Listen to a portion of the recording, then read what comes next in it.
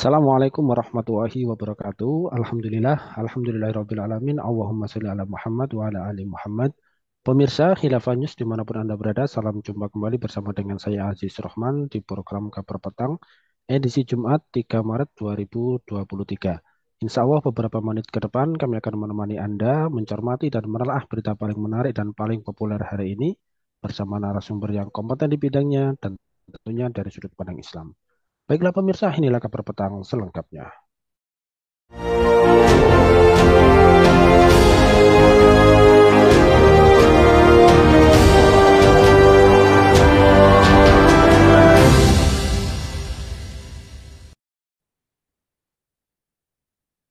Ketua Umum Pengurus Besar Nahdlatul Ulama atau PBNU, Kiai Said Agil Siroj, akan menyerukan aksi tidak membayar pajak jika Rafael Alun Trisambodo terbukti menyelewengkan dana pajak. Kiai Said menyebutkan hal serupa pernah beliau serukan saat menjabat sebagai Ketua Umum PBNU pada tahun 2012 dan telah disepakati dalam Munas NU. Kala itu seruan dikeluarkan Kiai Said lantaran Gayus terbukti melakukan penyelewengan dana. Nah, pemirsa, apakah pajak ini layak untuk diselewengkan? Apa dampak pajak bagi urat nadi perekonomian bagi rakyat kecil? Serta apakah pajak ini layak untuk menjadi sumber utama pendapatan negara? Pemirsa, untuk membahasnya kami telah terhubung dengan Direktur Siasa Institut. Beliau adalah Ustadz Iwan Januar. Kita sapa dulu beliau. Assalamualaikum warahmatullahi wabarakatuh, Ustadz Iwan. Waalaikumsalam warahmatullahi wabarakatuh, Bung Aziz. Alhamdulillah, bagaimana ini kabarnya nih? Sehat, Ustadz? Alhamdulillah, ini sekarang sedang musim hujan. Alhamdulillah, tapi tetap sehat dan semangat ini. Amin, Luar amin, biasa amin. ini. Baik, Ustadz, menyikapi terkait dengan pemberitaan yang cukup viral untuk beberapa pekan terakhir ya. Ini kan Kiai Said Akil, mantan Ketua Umum PBNU. Beliau menyerukan untuk apa namanya mengajak ya eh, agar warga tidak melakukan pembayaran pajak jika kemudian terbukti mantan pejabat Ditjen Pajak Rafael Alun Trisambodo melakukan penyelewengan pajak. Nah, melihat dan mencermati terkait dengan hal tersebut, tanggapan dari Anda ini seperti apa ini? Masih Baik, mute, Ustadz. ya. Ya. Bismillahirrahmanirrahim. Assalamualaikum warahmatullahi wabarakatuh. Seruan yang disampaikan oleh Kiai Haji Said Agil Sirot ini menurut saya merupakan satu ekspresi ya dari kekecewaan. Pertama, tentu sebagai bagian dari Nahdlatul Ulama ya, ada salah seorang dari katakanlah keluarga besarnya mengalami tindak kekerasan yang sangat keterlaluan dari ya seperti kita ketahui anak salah seorang pejabat di lingkaran Dirjen Pajak. Lalu yang kedua, saya pikir juga ini salah satu ekspresi dari kekecewaan masyarakat yang sebetulnya sudah banyak dirasakan luas, tapi karena kebetulan yang menyampaikan seorang tokoh ya, seperti Kiai Said Agil Siraj, ini ekonya menjadi sangat besar sekali. Secara umum, publik merasa tentu kecewa ya, dengan kenyataan bahwasannya terbuka secara luas ada kondisi di mana ketika pajak masyarakat itu dinaikkan terus-menerus ya, tapi di sisi lain ternyata masyarakat tidak mendapatkan hak-hak mereka untuk mendapatkan satu tingkat kehidupan yang lebih baik, tapi ternyata justru di lingkaran para pejabat pajak ini atau Kementerian Keuangan justru terjadi gaya hidup yang super, yang sangat luar biasa.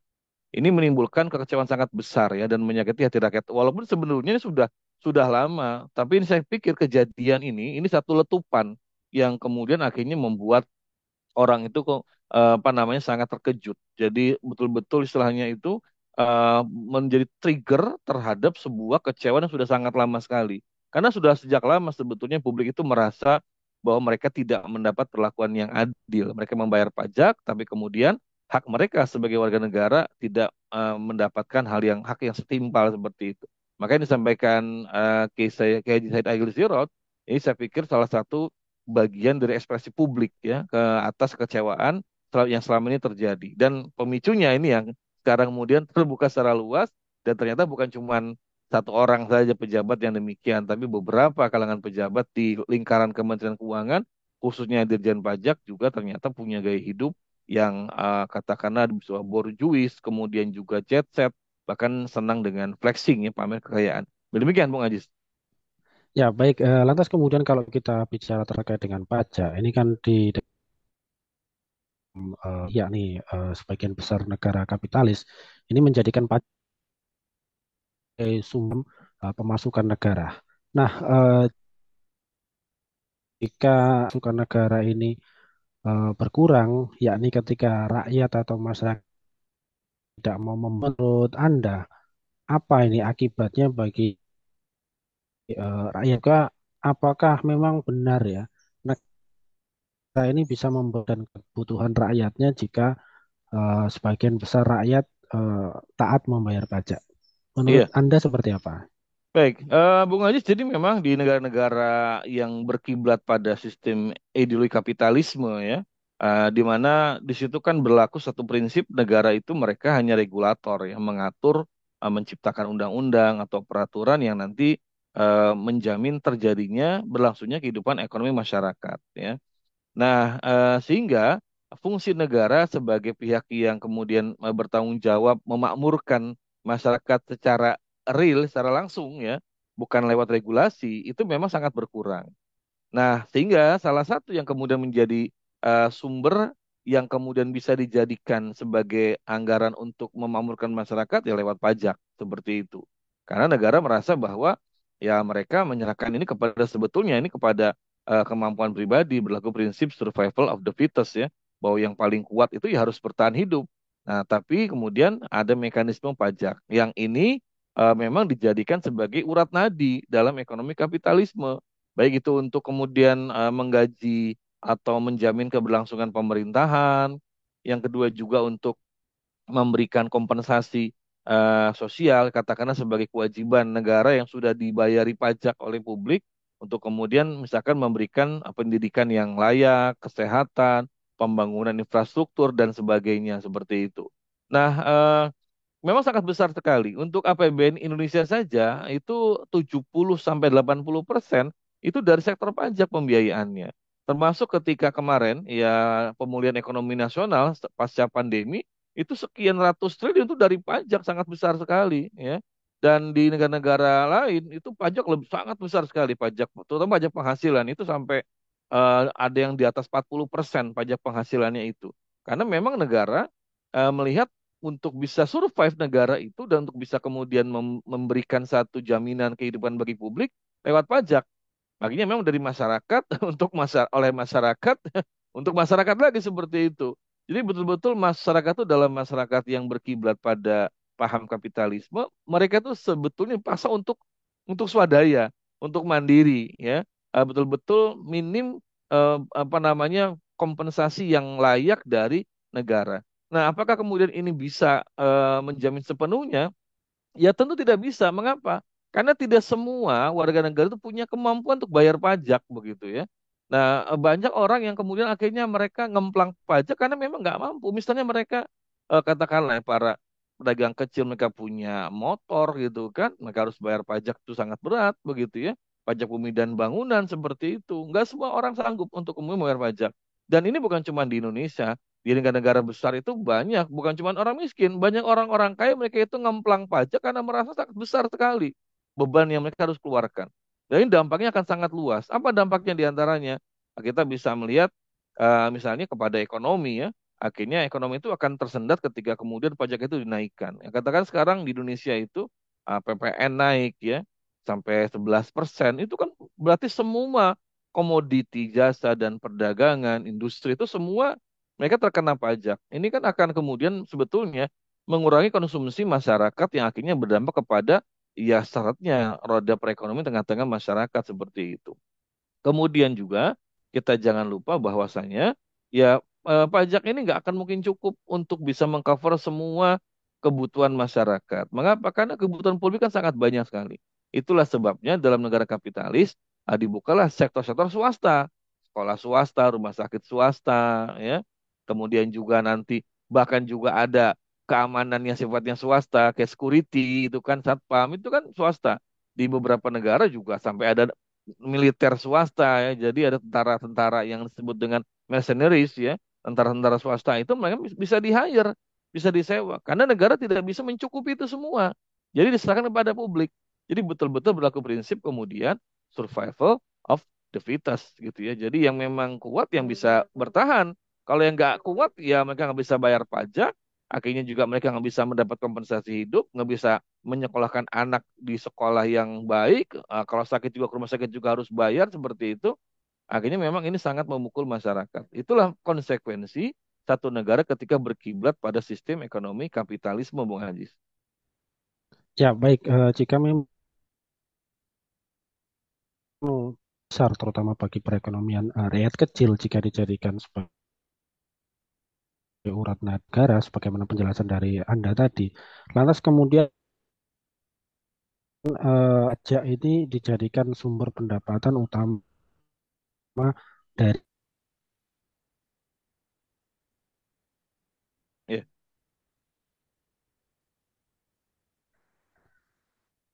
Ya, ya begitu, pajak dijadikan sumber utama pendapatan negara ini. Ustaz, masih tersambung ya? ya ini putus-putus tadi dari Bung Ajis koneksinya. Jadi pertanyaannya Baik, saya nggak nangkap lengkap, mohon maaf ini. oh ya, baik ya, saya ulangi mana penjelasan dari Anda tadi ya. Ini kan pajak ini dijadikan sebagai perekonomian negara yang tentunya sangat membebani, terutama bagi rakyat pajak. Lantas kemudian jika memang faktanya seperti demikian, layak untuk dijadikan sumber utama di dalam pendapatan negara. Iya, eh ya ini memang ini konsekuensi negara ketika sudah berkiblat dan menggunakan sistem perekonomian kapitalisme ya, di mana pajak itu memang ya urat nadi. Nah, apakah layak? Ya sebetulnya tidak layak dan tidak berkeadilan, terutama karena tidak berkeadilan. Pajak itu kan tidak memandang dari strata ekonomi masyarakat. Mau kaya, mau miskin, ketika dia makan di rumah makan di warung Tegal lah katakan, dia kena pajak begitu kan. Ketika dia itu punya motor gitu kan ya untuk operasional atau punya mobil satu mobil mewah, kemudian mobil untuk katakan dagang segala macam, dia juga kena pajak begitu. Ketika dia beli makanan ringan pun di minimarket, di warung, dia sudah kena pajak. Jadi nggak memandang apakah mereka ini orang yang sebetulnya kaya ataukah tidak. Jadi prinsip keadilan ini dalam pajak tidak ada. Karena semua orang itu akan menjadi objek pajak kaya miskin. Seperti itu. Belum juga tadi pajak apa pertambahan nilai begitu kan itu semua kena pajak. Bahkan ada usulan nanti juga pernah waktu itu ya tahun lalu kita mendengar sembako kena pajak. Ya walaupun dia ralat itu sembako-sembako yang premium, beras-beras premium segala macam seperti itu akan kena pajak juga. Nah, sementara kita tidak mengetahui dengan detail, rakyat tidak tahu dengan detail apa kompensasi yang mereka dapatkan setelah membayar pajak. Apakah itu kemudian sesuai, presisi gitu kan ya, dengan apa yang mereka bayarkan ataukah tidak seperti itu. Sehingga satu prinsip ketidakadilan ini terjadi dalam apa namanya pajak yang berlaku dalam sistem kapitalisme.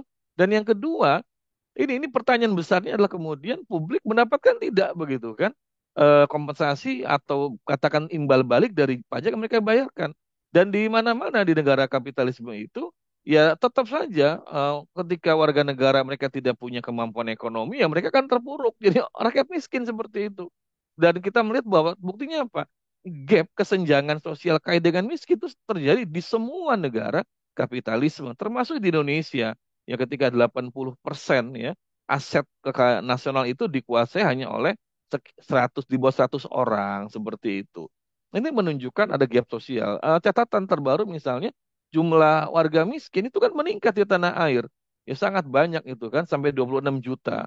Kemudian jumlah warga yang penghasilannya di bawah 1,6 juta per bulan itu juga justru meningkat hampir 60% dari populasi masyarakat Indonesia. Jadi bayangkan dengan gaji di bawah 1,6 juta per bulan bisa survive apa? Sementara mereka tetap kena pajak. Ketika mereka makan, minum, ya, rokok gitu kan, atau mereka punya kendaraan buat operasional kerja seperti itu, akan dikejar-kejar dengan pajak seperti itu. Maka dua hal ini menurut saya memang yang menunjukkan ketidaklayakan pajak itu dijadikan sebagai soko guru atau urat nadi perekonomian dalam masyarakat, Bung Ajis. Ya, baik, Sat. Lantas kemudian berbicara dari sudut pandang Islam, ya, melihat Islam ini melihatnya seperti apa? Apakah negara di dalam sudut pandang Islam ini akan menjadikan pajak sebagai sumber utama pendapatan negara, atau ada sumber-sumber pendapatan yang lain ini menurut konsep Islam ini, Ustaz? Iya, dalam Islam, Islam ini punya sistem kehidupan ya yang khas ya dalam bidang sosial, politik, termasuk ekonomi, termasuk dalam bicara sumber pendapatan negara ya. Yang pertama, prinsipnya dalam Islam, negara itu ada kewajiban untuk kemudian menjamin kebutuhan hidup publik. Dia Muslim ataukah bukan Muslim, dia kaya ataupun miskin, mereka sama-sama berhak mendapatkan jaminan kebutuhan hidup dari negara. Selain mereka juga tentu wajib untuk kaum laki-lakinya ya, wajib mencari nafkah, tapi negara ada kewajiban untuk menjamin kebutuhan hidup mereka. Negara dalam Islam bukan regulator saja, mereka juga regulator, tapi juga sebagai pelaksana real di dalam menjamin kehidupan publik. Nah, ini yang beda dengan sistem kapitalisme. Nah, ini yang pertama, sehingga negara tidak bisa dan tidak boleh dalam Islam berlepas tangan dalam menjamin kebutuhan hidup publik. Kalau sekarang kan enggak gitu kan. Anda sudah bayar pajak ataupun enggak, Anda lapar itu urusan Anda begitu kan. Paling nanti tunggu aja. Ada namanya kemudian ya bansos, bantuan sosial. Itu pun cuma sekian bulan dengan nilai jauh dari kebutuhan seperti itu ya. Lalu yang kedua, bahwa dalam Islam itu ada yang namanya sumber pendapatan untuk negara yang itu pun diatur berdasarkan ketentuan syariat. Misalnya apa? Ada yang namanya kepemilikan umum, tambang ya, batu bara, mineral, migas. Itu yang untuk Indonesia sangat luar biasa itu. Misalkan batu bara, ini kan beberapa bulan lalu sempat harganya booming, naik begitu kan. Banyak pengusaha tambang batu batu mereka kaya luar biasa seperti itu. Tapi siapa yang menikmati? Ya para pengusaha tambang batu bara dengan lingkarannya, circle-nya ya seperti itu. Sementara publik yang kalau kita kembalikan dalam Islam ya itu merupakan milkiyah ammah, kepemilikan umum, tidak mendapatkan pembunuhan seperti itu. Bahkan sebetulnya kalau kita lihat dari UUD 45 saja pasal 33 ya, bahwa itu harusnya menjadi milik masyarakat, digunakan seluas untuk kesejahteraan masyarakat, itu nggak terjadi di Indonesia. Nah, ini yang pertama. Jadi sumber daya alam yang itu menjadi hajat hidup publik, nah itu harusnya dikelola negara. Karena itu sangat besar nilainya ya untuk pemenuhan kebutuhan publik. Ya kita lihatlah bagaimana di Freeport ya tambang emas itu kan mereka mengeruk emas luar biasa. Tapi bagaimana sekarang kondisi masyarakat Papua? Terangkat tidak sosialnya? Jauh gitu kan. Bagaimana infrastrukturnya? Jauh. Sementara emas itu sudah sekian puluh tahun dikeruk ya untuk siapa memperkaya ya Freeport McMoran di sana. Ini menunjukkan bahwasannya sumber daya alam itu memang mestinya dikuasai oleh negara, kemudian dikelola oleh negara, dan hasilnya itu dikembalikan kepada publik seperti itu. Ini yang pertama dalam Islam. Yang kedua, dalam Islam juga ada yang namanya sumber pendapatan khusus seperti zakat. Ya, itu fakir miskin, kemudian gorimin, kamu yang punya utang, ya, anak-anak para pelajar yang kehabisan bekal, Ibnu Sabil, dan sebagainya. Ini khusus, tapi sudah ada alokasinya.